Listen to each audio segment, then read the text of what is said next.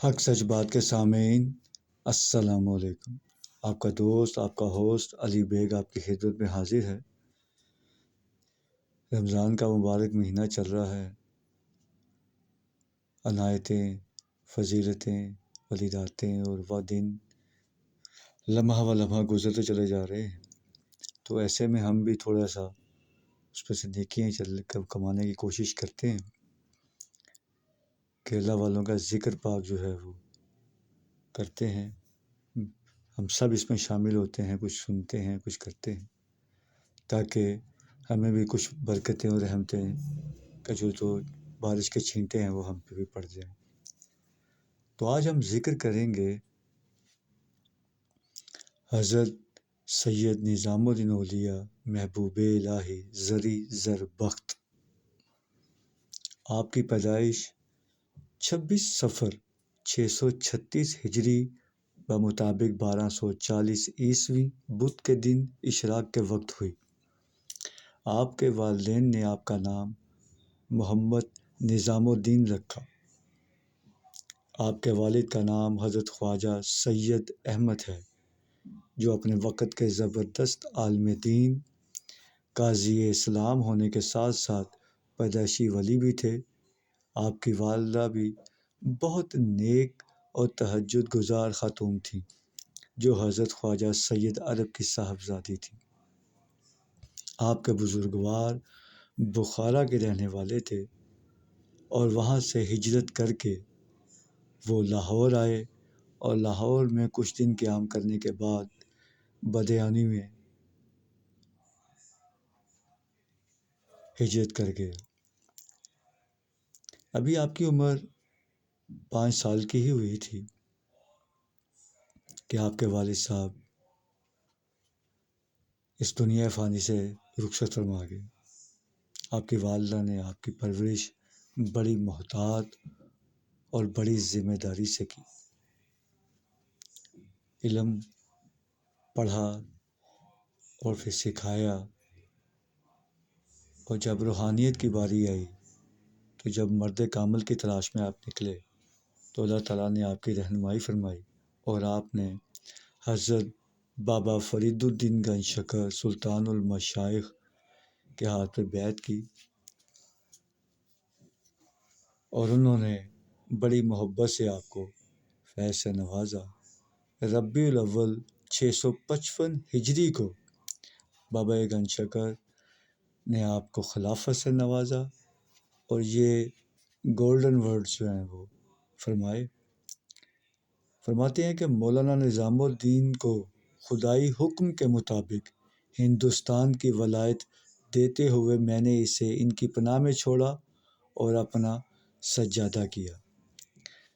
آپ کی زندگی میں دہلی میں 7 بادشاہوں کا دور گزرا، جن میں سے کچھ بہت زیادہ آپ کے عقیدت مند تھے، بلکہ مرید بھی تھے، لیکن کچھ ایسے بھی تھے جو آپ سے نفرت کرتے تھے اور ہر وقت آپ کو نقصان پہنچانے یا پریشان کرنے کی دھن میں لگے رہتے تھے۔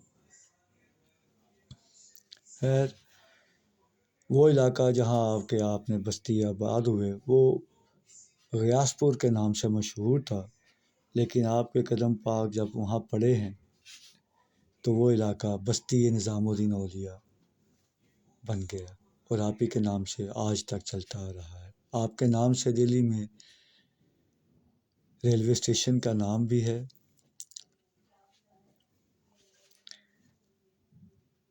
کہتے ہیں کہ غیاث پور تو بادشاہ نے بسایا تھا، مگر آج نہ تو غیاث پور ہے اور نہ وہ بادشاہ۔ جس جگہ کو حضرت نے اپنا فیضان کا مرکز بنایا تھا، آج وہ جگہ کتابوں سے لے کے سڑک تک، انسانوں کے دلوں سے لے کے قبرستان تک اس طرح زندہ ہے کہ ہندو، مسلمان، سکھ، عیسائی سبھی آپ کے در پر اپنا سر جھکانا اپنے لیے بڑی فخر کی بات سمجھتے ہیں۔ حقیقت تو یہ ہے کہ یہ اللہ والوں کی شان ہے کہ جہاں بھی آسن جما لیا، وہاں نہ صرف دل و دماغ پر خدا کی توحید کا چراغ جلنے لگا، اور عشق رسول صلی اللہ علیہ وآلہ وسلم سے ان کی روحیں مہکنے لگیں۔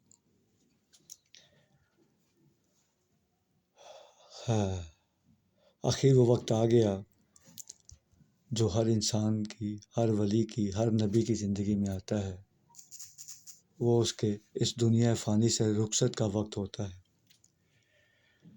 18 ربیع الثانی 725 ہجری بدھ کے دن سورج نکلنے کے ساتھ ہی یہ خواجہ قطب کی وراثت کے امین، سلطان المشائخ کے سجادہ نشین، محبوب الہی حضرت سید نظام الدین اولیاء اس دنیا فانی سے کوچ فرما گئے اور اپنے پیچھے ایسے خلفاء چھوڑ گئے جنہوں نے آپ کا جو روحانی سفر ہے اس کو آگے لے کے چلے اور بڑی ہمت اور بڑی کامیابی سے وہ سفر طے کیا۔